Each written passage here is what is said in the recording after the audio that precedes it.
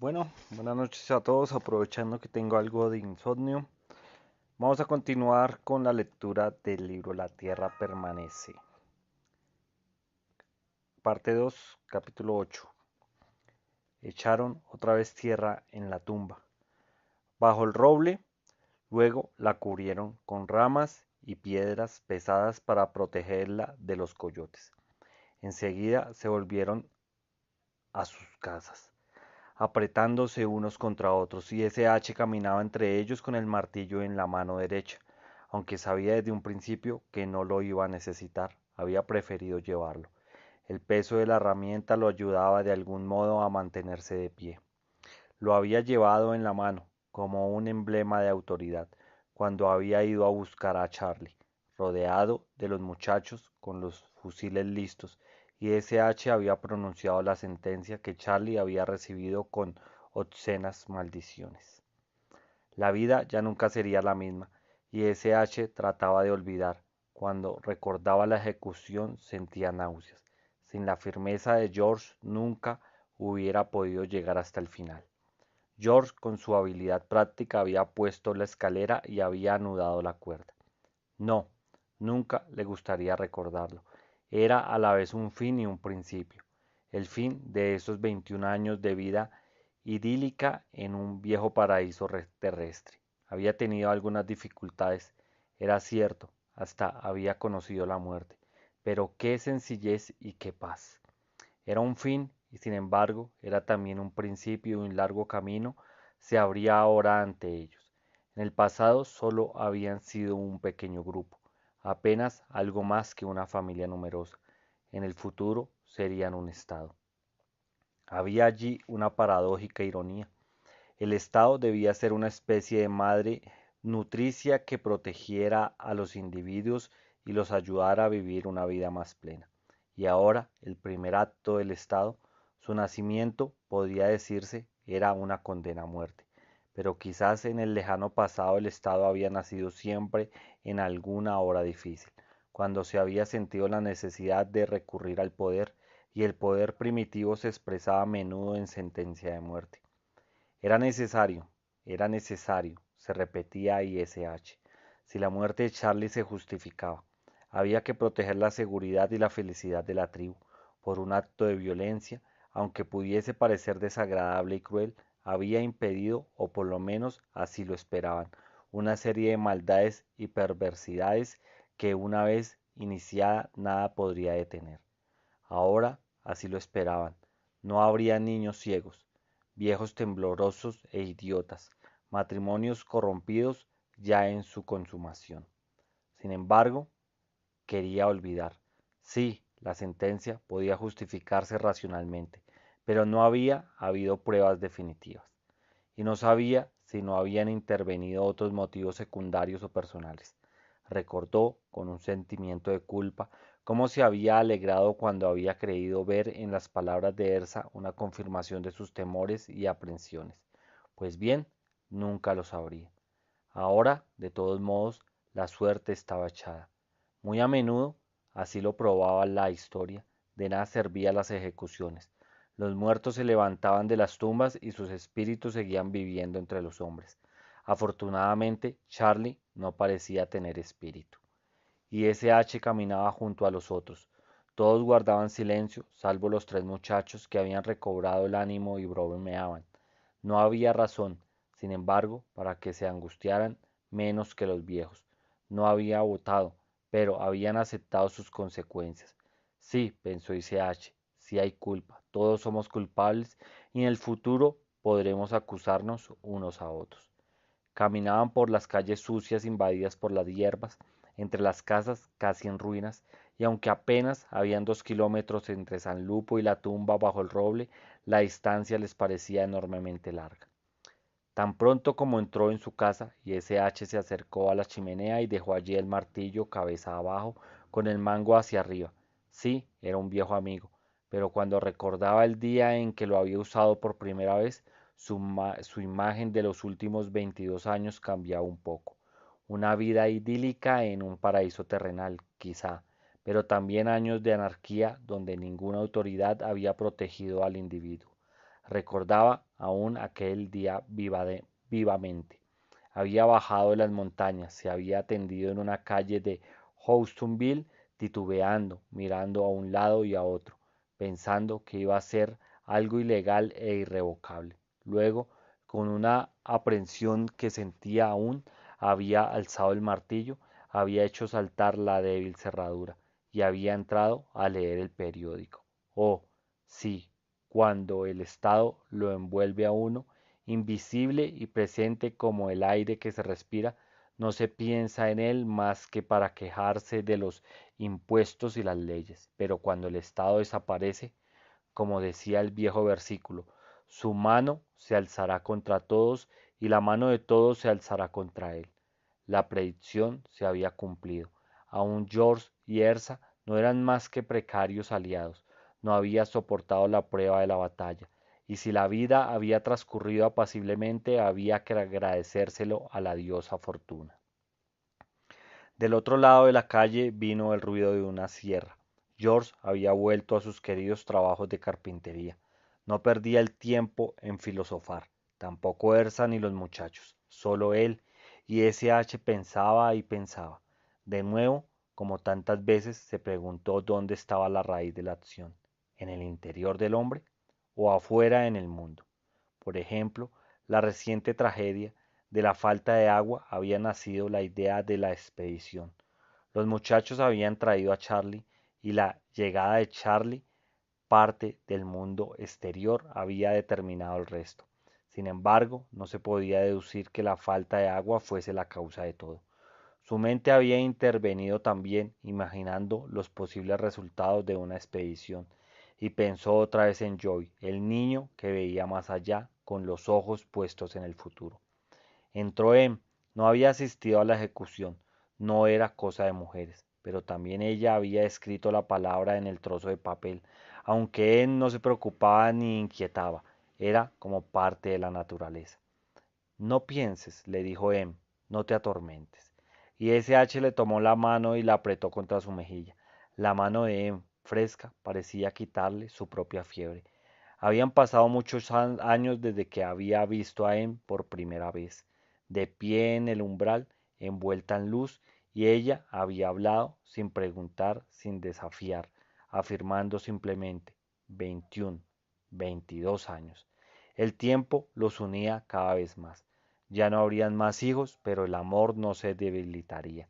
10 años mayor que él, Em era quizás ahora más una madre que una esposa, y estaba bien así.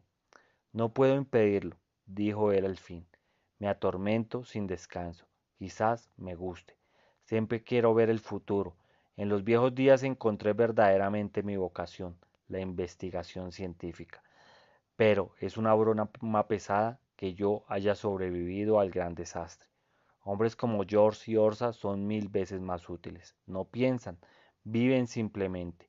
Y los hombres que actúan sin reflexionar quizás valen más aún. Jefes como Charlie, yo, a pesar de mis esfuerzos, no soy como aquellos que dieron leyes y fundaron naciones. Moisés, Solón, Licurgo, todo cambiaría si yo fuera distinto. En apretó su cara contra la de él un momento. Yo te quiero tal como eres.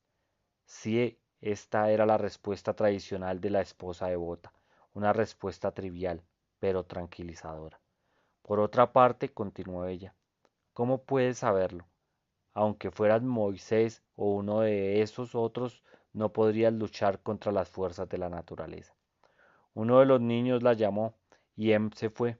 Y ese H se incorporó, se acercó al escritorio y sacó la caja que los muchachos habían traído de la comunidad del Río Grande. Y ese H sabía que había en la caja, pero con el rápido desarrollo del drama no había tenido tiempo ni tranquilidad para examinarla. La abrió y hundió los dedos en los granos frescos y suaves. Sacó unos pocos, se los puso en la palma de la mano y los examinó. Eran negros y rojos, pequeños, puntiagudos y no chatos, grandes y amarillos como él esperaba. Los granos comunes habían sido en los viejos días granos de maíz híbrido, una planta de cultivo. Los granitos negros y rojos eran de la especie primitiva que cultivaban los indios pueblos. Se sentó y jugó otra vez con los granos haciéndolos resbalar entre los dedos. Poco a poco, un olvido misericordioso le trajo la paz. En aquel maíz resultaba de la expedición estaba la vida y el futuro. Alzó los ojos y vio a Joy, curioso siempre, que lo miraba desde el otro extremo de la sala.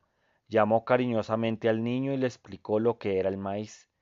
De año en año la tribu había dejado para más tarde el cultivo del maíz, y un día ICH descubrió que todas las semillas estaban muertas, pero ahora la experiencia sería posible.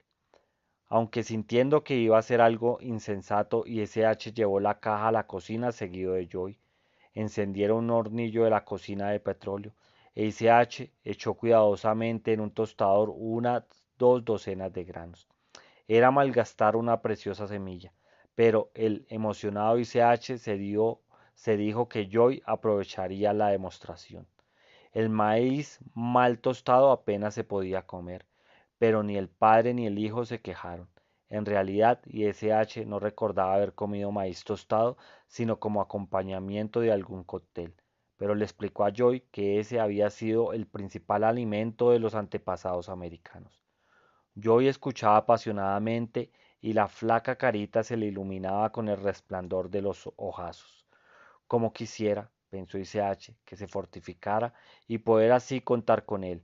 He malgastado 2 docenas de granos, pero he sembrado en la mente de Joy una semilla que no morirá nunca.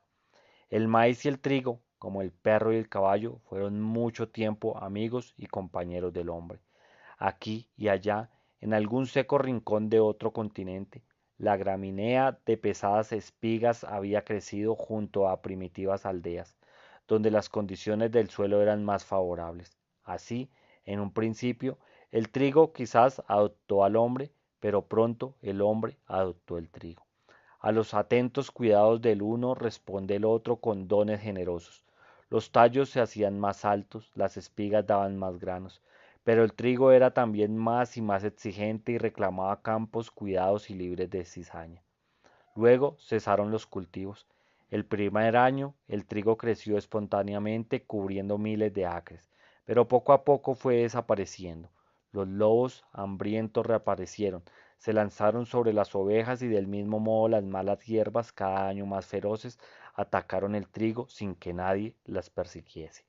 Pronto el trigo murió en casi todo el mundo. La espigada gramínea solo creció en algunos rincones de Asia y África, como en otros tiempos, antes que aparecieran esas ciencias pasajeras llamadas agricultura. El maíz siguió el ejemplo del trigo. Nacido en los trópicos americanos, él también viajó con el hombre. Como la oveja, vendió su libertad por los cuidados y olvidó esparcir los granos que cobijaban la dura mazorca. Desapareció así antes que el trigo. Solo en las altas llanuras de México el teocitonte salvaje alzaba las borladas cabezas al sol. No habrá, pues, más espigas, a menos que aquí y allá sobrevivan algunos hombres, pues si el hombre vive del trigo y el trigo y el maíz viven también del hombre. George y Maury eran los únicos que llevaban la cuenta exacta, así lo creían al menos de los días y los meses. Los otros se contentaban con observar la posición del sol y el aspecto de las plantas. Y S.H. confiaba orgullosamente en sus métodos científicos y cuando comparaba sus notas con el calendario de George no encontraba nunca más de una semana de diferencia y esto quizás pensaba por algún error de George. Poco importaba una semana más o menos para las semillas de maíz, pero la estación estaba ya demasiado avanzada. El frío impediría la germinación. Era mejor esperar a la primavera próxima. Sin embargo, ISH empezó a buscar enseguida un campo soleado. Joy lo acompañaba y juntos discutían gravemente la orientación, la naturaleza del suelo y los métodos que emplearían para proteger los sembrados de las bestias salvajes. En realidad, aquella región era la más mala que uno pudiera imaginar para cultivar maíz. La variedad adaptada al valle seco y cálido del Río Grande no se aclimataría quizás a los veranos frescos y brumosos de los alrededores de San Francisco. Y SH no se había ocupado nunca de cuestiones de agricultura y ni siquiera de jardinería. No tenía más que unos conocimientos teóricos propios de un geógrafo. Recordaba cómo se forman las vainas y quernoidos y creía poder reconocerlos, pero eso no lo convertiría en un agricultor. En la tribu no había ningún granjero, aunque Maure se había criado en una granja. Las circunstancias de que todos fueran gente de ciudad ya había afectado notablemente la vida de la tribu. Un día ya había pasado una semana en el recuerdo de Charlie y el roble empezaba a borrarse. Y SH y Joy volvieron a San Lupo con la alegría de haber encontrado un campo que les parecía conveniente. Los esperaba en el porche e ICH tuvo enseguida el presentimiento de una desgracia. ¿Qué ocurre? Preguntó. Oh, nada grave, dijo ella. Así lo espero al menos. Bob no se siente muy bien. Y SH se detuvo y la miró, preocupado. No, no creo, dijo Ben. No soy médico, pero no creo que sea una enfermedad de esa especie. Sería imposible. Por otra parte, ven a verlo. Dice que se siente cansado desde hace unos días. Y SH hacía de médico en la tribu. Había adquirido cierta habilidad para curar las heridas y las torceduras y una vez había arreglado un brazo roto. Pero su ciencia no iba más lejos, pues todas las enfermedades excepto dos habían desaparecido. ¿Tiene uno de esos dolores de garganta? Preguntó. Eso curará pronto. No, respondió En, tal como temía ICH. Ella no se preocuparía tanto por unas simples enginas. No, repitió Em, no es la garganta. Se acostó y parece muy cansado. Las sulfamidas lo curarán, declaró ICH animadamente. Por suerte no faltan en las farmacias, y si las sulfamidas no han resultado, probaremos los antibióticos. Entró en la casa, Bot estaba acostado, inmóvil de cara a la pared. Oh, no tengo nada, dijo irritado. Mamá exagera. Que se hubiera metido en cama probaba lo contrario, pensó ICH. Un muchacho de 16 años no toma esa resolución mientras puede mantenerse en pie. Y SH se volvió y vio a Joy que miraba curiosamente a su hermano. Joy, vete, gritó. Quiero saber qué es estar enfermo. No, vete. Cuando seas más grande y más fuerte te enseñaré a curar a la gente. Por ahora no queremos que tú también te enfermes. Lo primero que debes saber de las enfermedades es que se transmiten. Joy se fue de mala gana. Su curiosidad era mayor que el temor totalmente teórico del contagio. La tribu disfrutaba de una salud floreciente y los niños no habían aprendido a respetar la enfermedad. Bob se quejaba de dolor de cabeza y una debilidad general. Estaba inmóvil, postrado en su lecho, y SH le tomó la temperatura, 38 grados y medio. Nada catastrófico. Ordenó una fuerte dosis de sulfamidas con un gran vaso de agua. Bob se atragantó con las tabletas, no estaba acostumbrado a tragar remedios. Y SH le aconsejó a Bob que tratase de dormir y salió y cerró la puerta. ¿Y bien? Preguntó y SH se encogió de hombros. Nada que las sulfaminas no puedan curar, me parece. Esto no me gusta, tan pronto. Oh, una simple coincidencia. Quizá, pero me asombra no verte preocupado. Antes, esperaré los resultados del tratamiento. Le haré una dosis cada 4 horas. Espero que eso baste, dijo Ben y se alejó. Aún antes de llegar al pie de la escalera, ISH comprendió el escepticismo de Em.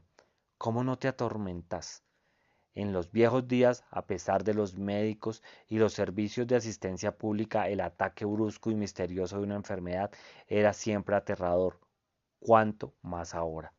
Privado de la protección del Estado, privado del tesoro que las ciencias médicas habían acumulado durante siglos, el hombre se sentía desnudo, miserable, expuesto a todos los peligros. Es culpa mía, pensó ICH. Debería haber leído algunos libros de medicina, debería haberme convertido en médico. Pero el estudio de la medicina nunca lo había traído, aun en los viejos días cuando buscaba su vocación. Los genios universales son raros. Por otra parte, nunca se habían sentido realmente la necesidad de un médico, pues no había ya enfermedades. El gran desastre, después de todo, había traído algún beneficio. De un solo golpe le había quitado a la humanidad casi todos sus males físicos. En la prehistoria, todas las tribus habían tenido sin duda sus enfermedades características, propagadas por parásitos. Los hombres de Neandertal, si las pruebas no hubiesen desaparecido con ellos, habrían podido reconocerse por sus parásitos, tantos como su modo de tallar la piedra. Cuando los arqueólogos encontraban los vestigios de dos culturas superpuestas, decretaban que la tribu B había vencido a la tribu A. Probablemente era cierto, pero la tribu B había obtenido la victoria gracias probablemente a la viruela de sus microbios. La reflexión de Iseuchen aumentaba su inquietud. Media hora más tarde fue a ver otra vez a Bot. Caía la noche y el enfermo dormía en la oscuridad, y SH no quiso molestarle y bajó de nuevo. Se sentó en un sillón de la sala y encendió un cigarrillo. Le hubiera gustado discutir la cuestión con alguien, pero Em no tenía mucha instrucción y Joy era un niño sin experiencia. De todas las enfermedades, la tribu solo conocía la escarlinata y las anginas. Los microbios habían sido transmitidos sin duda por alguno de los miembros o por algún animal, un perro o una vaca, pero los habitantes de Los Ángeles se habían librado quizás de las escarlatina y podían haber conservado la tosferina y las paperas, y quizás había un caso de disentería en los alrededores del Río Grande. En cuanto a Charlie, si no había padecido aquellas enfermedades venéreas de que se jactaba, había transportado por lo menos los microbios que vivían en Los Ángeles. Qué mala idea la de aquella expedición. Y SH sintió odio por todos los extraños. Habría que recibirlos a tiros. Una mosca le zumbó en la nariz y la apartó con un nerviosismo que no le era habitual. Joy llamó. La cena estaba servida. La desaparición del hombre no había amenazado la existencia de las moscas domésticas, que no estaban irrevocablemente atadas como el piojo y la suerte de los seres humanos, como la rata, el ratón, la pulga, la cucaracha, esta habitante de las moradas del hombre, sufrió sin duda los rigores del destino. Murieron centenares, millares de sus hermanas, pero al fin sobrevivió. Pues, como ese señor al que el príncipe Hamlet llamaba mosca de agua, la mosca disfrutaba de la posesión del lodo. Aunque no hay referencia aquí a tierras y dominios, sino al lodo en sentido propio y figurado, así la Biblia del rey Jaime declaraba recatadamente que Jaot golpeó el rey Eglón en el vientre y salió el lodo, de modo que aquel el hombre hubiese desaparecido casi totalmente. La mosca doméstica no corría peligro mientras hubiera animales. Sus larvas se alimentaban de excrementos como las serpientes se alimentaban de ratas, los pájaros de insectos y los hombres de la carne de los animales. Sin embargo, el hombre se eclipsó, los días fueron duros, en los patios de las granjas no había festines abundantes como los dones del Nilo, ya no habían letrinas descubiertas, ya no habían innumerables sumideros colmados de basuras y desperdicios. Solo aquí y allá unos pocos excrementos permitían que las moscas común pusieran sus huevos, creara sus larvas y lanzara a la aventura sus cortes de zumbantes e infatigables viajeras.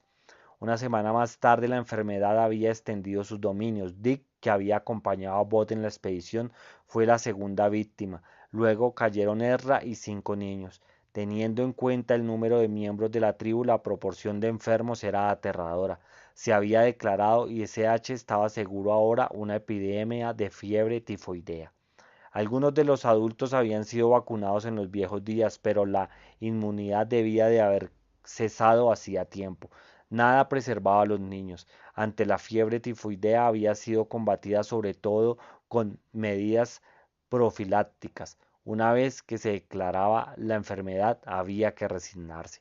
La explicación era bastante simple, pensó ICH. Charlie hubiera tenido o no otras enfermedades, había traído por lo menos el bacilo de Evers. Había tenido la fiebre tifoidea hacía un tiempo y recientemente nunca se sabría. No tenía, por otra parte, ninguna importancia. Era indudable, por lo menos, que Charlie, hombre poco limpio, había comido con los muchachos una semana. Luego, las letrinas al aire libre y las moscas habían favorecido la infección. Se acostumbraron a hervir el agua, quemaron las viejas letrinas y taparon los pozos. Pulverizaciones con DDT acabarían con las moscas, pero estas preocupaciones llegaban un poco tarde. Todos los miembros de la tribu habían estado expuestos ya a la infección. Los que se mantenían aún en pie gozaban de una inmunidad natural, o bien la enfermedad incubaba en ellos, en cualquier momento se declararían con todas sus fuerzas. Todos los días aparecían nuevos casos. Bob ahora era la segunda semana de la enfermedad. Deliraba, mostraba el sombrío camino que seguirían los otros. Los que no habían caído en cama estaban agotados por el esfuerzo de cuidar a los enfermos. Apenas había tenido tiempo de asustarse, pero el miedo rondaba estrechando cada día más su círculo. No habían muertos aún, pero ningún enfermo había pasado la crisis decisiva. En los primeros años, un nuevo nacimiento parecía hacer retroceder un poco más las tinieblas. Ahora, cada vez que alguien caía enfermo, las tinieblas se acercaban amenazando a devorarlos. No morirían todos naturalmente, pero la muerte de unos pocos bastaría para que la tribu perdiese la voluntad de vivir. George, Maury y Molo habían recurrido a las plegarias, y algunos de los jóvenes lo imitaban. Dios, sin duda, los castigaba por el crimen que habían cometido. Ralph pensó en huir con su mujer y sus hijos, que la epidemia había perdonado hasta ahora, y S.H. lo disuadió. Si, por desgracia, alguno de ellos había sufrido ya el contagio, el aislamiento y la falta de ayuda aumentaría el peligro. Estamos en un paso del pánico, pensó ICH, y a la mañana siguiente él mismo despertó afiebrado y deprimido. Hizo un esfuerzo, se levantó, respondió de cualquier modo a las preguntas de Em y evitó su mirada. Bob se había agravado, y Em no abandonaba su cabecera, y SH cuidaba a Joy y Josey en los primeros días de la enfermedad, cual ayudaba en casa vecina. A la tarde, mientras se ocupaba de Joy, S.H. sintió que perdía el conocimiento. Recurriendo a sus últimas fuerzas, alcanzó a llegar a la cama y se desvaneció. Cuando recobró el sentido parecía como si hubiese pasado horas. En se inclinaba sobre él, lo había desvestido y acostado. Débil como un niño, S.H. la miró a los ojos, temiendo descubrir miedo en ella. Si Em estaba asustada, todo estaba perdido, pero los grandes ojos negros lo miraban serenamente. Oh, madre de las naciones, y S.H. se durmió. Pasaron días y noches y el delirio lo llevó lejos de la realidad.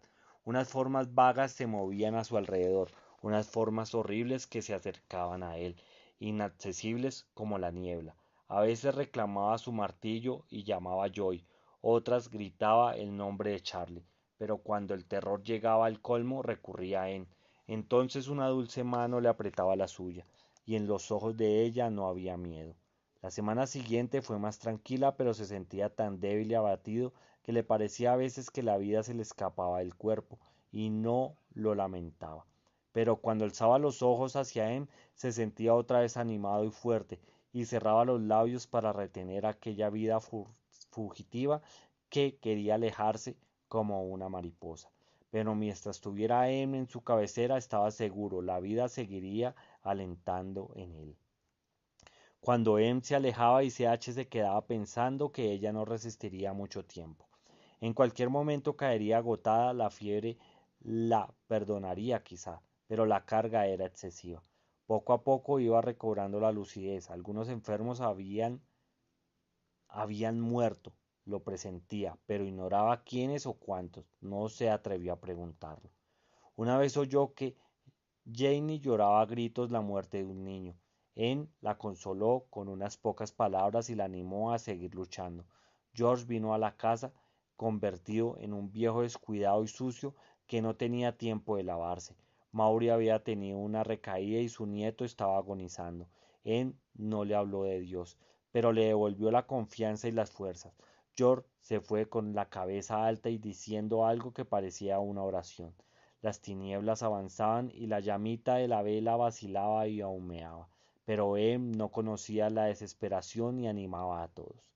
Es curioso, pensó S.H., le faltan los dones que me parecen más indispensables. No tiene ni gran inteligencia ni gran instrucción, no tiene mucha idea, y sin embargo hay en ella grandeza y seguridad. Sin ella, en estas últimas semanas todos nos hubiéramos abandonado y la desesperanza y la muerte. Un día, sin embargo, Em vino a sentarse en la cama y traía en el rostro las huellas de un indecible cansancio, y C.H. sintió miedo. Luego de pronto se sintió feliz, pues sabía que ella nunca se hubiera mostrado así si el futuro no estuviese asegurado. No obstante, nunca había visto en su rostro humano una fatiga semejante, y comprendió que detrás de esa fatiga había una enorme pena. Comprendió también que él ya no era un enfermo, sino un convaleciente, quizás menos cansado que ella y que podía ayudarla a llevar aquella carga. La miró y sonrió, y a pesar de su agotamiento, ella le sonrió también. Dime, quiero saber, murmuró H. En titubeó e H pensó apresuradamente. ¿Sería Wal? No, Wal no. No había estado enfermo. Aquel mismo día le había llevado un vaso de agua. ¿Jack? No, estaba seguro de haber oído su voz. Era un muchacho tan fuerte. ¿Joyce entonces? ¿O Mary? ¿Varios quizás? Dímelo, estoy bastante bien, insistió y con desesperación pensó. No, no él. No era un niño vigoroso, pero los más débiles son a veces quienes mejor soportan las enfermedades. No, no él. 5 en toda la calle. Han muerto 5. ¿Quiénes? Preguntó H invocando todo su valor. Todos niños. ¿Y los nuestros? Gritó H aterrorizado, sintiendo que ella no quería decírselo. Sí, hace 5 días, dijo él. Y en sus labios se formó un nombre e H comprendió antes de haberlo oído. Joy. ¿Para qué seguir viviendo? El resto importaba poco. El elegido. Los demás podían haber muerto. Solo él era capaz de llevar la antorcha. El hijo prometido. H, inmóvil, cerró los ojos. Bueno amigos, hasta aquí el capítulo 8 de la parte 2 del libro La Tierra Permanece. Gracias por escucharme. Continuaremos más adelante con el resto del libro. Gracias, hasta la próxima.